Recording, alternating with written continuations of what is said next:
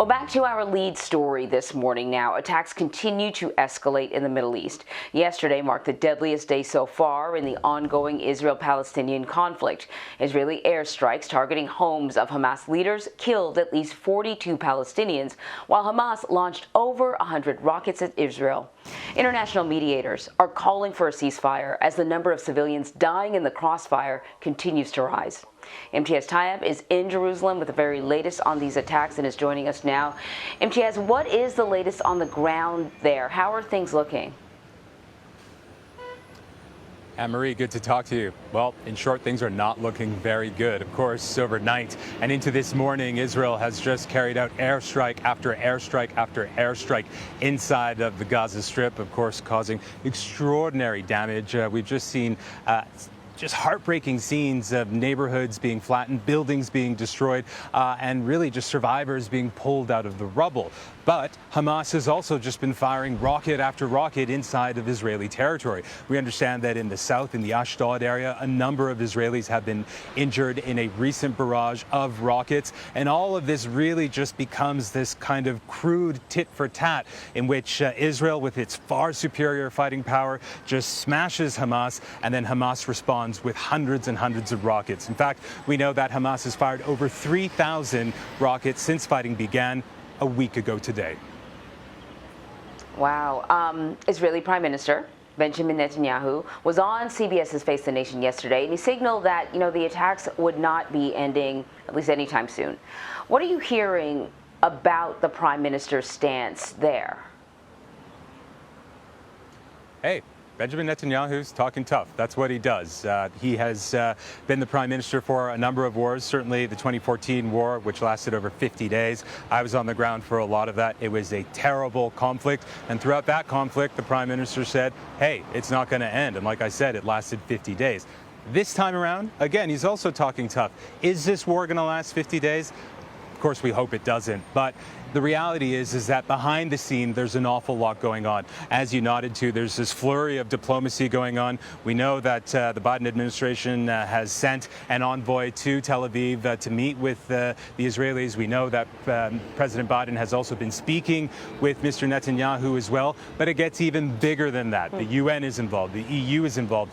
And neighboring Jordan, which, of course, is an Arab country which has had normalization with Israel since the 90s, the king there, King Abdullah, of course a close ally of the U.S., has said that he's also been engaging in very intense diplomacy to try to get this fighting to stop. Now, we do know that Egypt did get Hamas to commit to a ceasefire. That was brought to the Israelis, and the Prime Minister said no. So the fighting will continue for now. Anne-Marie. I want to break down a little bit of what you said about all sort of the parties involved trying to bring this to an end. President Biden mentioned the conflict during his remarks celebrating Eid, which is marking the end of Ramadan. I want to play some of what the president said. We also believe Palestinians and Israelis equally deserve to live in safety and security and enjoy equal measure of freedom, prosperity, and democracy. And my administration is going to continue to engage Palestinians and Israelis and other regional partners to work towards sustained calm.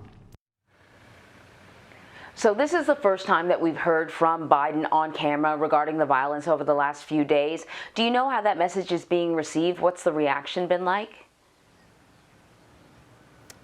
Yeah, it's interesting. When you cover this part of the world, as long as I have, you learn very quickly that words matter, and the phrasing of words matter so much here. And what's notable about that statement from President Biden is the fact that he didn't say what we've been hearing so far from the U.S. administration, which is essentially Israel has the right to defend itself. Now we have the White House, the president, saying that both Palestinians and Israelis deserve to live in peace. It's his way of saying that this fighting needs to stop, that Israel needs to stop targeting Gaza in the way that it has. And again, as I've been saying, I've covered multiple conflicts in Gaza, and this is the most intense I've ever seen it, Anne-Marie. It's only been a week, and a week is a long time when you have a conflict, but the force with which Israel has been targeting Hamas has just been extraordinary. So again, we can clearly tell that the White House is really trying to end this. Imtiaz, before I let you go, On Saturday, an Israeli airstrike destroyed a high-rise building in Gaza City that housed offices for the Associated Press and other media outlets. Now, the building was evacuated. They were given a heads up. Now, the Israeli military claims that Hamas was also operating inside of that building, but so far has not provided any further evidence. Have you spoken to anyone on the ground there, anyone from those outlets that can confirm or deny or give any insight into who exactly was operating out of that building? Anne-Marie, I can. I worked out of that building for 3 years. I know the people who work at Associated Press, at Al Jazeera, and I talked to my former colleagues, and I said, hey, listen, I mean, first of all, my deepest regrets and sympathies for losing your place of work. That must have been terrifying. But this is the accusation. They, of course, deny it. They say, hey, listen, this was a residential building. We had offices here. That's it. But the Israeli Prime Minister, Benjamin Netanyahu, is saying he has intelligence that he shared with the U.S. In fact, he was speaking to Face the Nation just yesterday to John Dickerson, where he said just that. We have intelligence. We gave it to the U.S. Now, U.S. intelligence officials haven't confirmed that they've received that information, certainly haven't made it public, but that cloud of suspicion and doubt will remain. And of course, many people saying that this is an attack on journalism, this is an attack on press freedom, and there will be increasing pressure on Israel and indeed the Biden administration to share that evidence, because if there isn't any, it's of course a horrifying thing to target journalists in the way that we saw with that building coming down. Anne-Marie. Yeah.